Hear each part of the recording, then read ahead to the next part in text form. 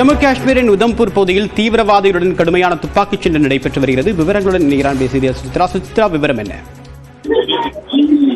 ஜம்மு காஷ்மீருடைய உத்தம்பூர் பகுதியான பசந்த்கரில் தீவிரவாதிகள் தேடுதல் வேட்டையின் பொழுது நடைபெற்ற துப்பாக்கி சூட்டில் இந்திய ராணுவ வீரர் ஒருவர் தற்பொழுது பலியாகி கடுமையான ஒரு குண்டு தாக்குதலில் ஈடுபட்டுள்ளது மிக முக்கியமாக பார்க்கப்படுகிறது. இந்தியாவினுடைய ராணுவ வீரர்கள் தேடுதல் வேட்டையில் ஈடுபட்டிருந்த பொழுது இந்த ஒரு துப்பாக்கி சூடு என்பது நடைபெற்றதாகவும் அதில் இந்திய ராணுவத்தினுடைய ஒரு படை வீரருக்கு பாதிப்பு ஏற்பட்டுள்ளதாகவும் அதனை அடுத்து அவர் மருத்துவ பரிசோதனைக்காக கொண்டு செல்லப்பட்ட பொழுது அங்கு உயிரிழந்துள்ளார் என்ற ஒரு அறிவிப்பையும் தற்போது இந்திய ராணுவமானது அதிகாரப்பூர்வமாக அறிவித்துள்ளது. ஒட்டுமொத்தமாக ஜம்மு காஷ்மீரில் பஹல்காமுடைய துப்பாக்கி சூட்டை அடுத்து கடுமையான ஒரு தேடுதல் வேட்டையை தேசிய புலனாய்வு அமைப்பு மட்டுமல்லாமல் ஜம்மு காஷ்மீருடைய போலீசுடன் இணைந்து சிஆர்பிஎஃப் வீரர்களும் ஈடுபட்டு வரும் நிலையில் தற்போது இன்று காலை நடைபெற்ற தேடுதல் வேட்டையின் பொழுது ஜம்மு காஷ்மீர் போலீசினுடைய ஒரு வீரருக்கு குண்டு பாய்ந்ததில் தற்போது உயிரிழப்பானது நேர்படுவது மிக முக்கியமாக பார்க்கப்படுகிறது. தேவா,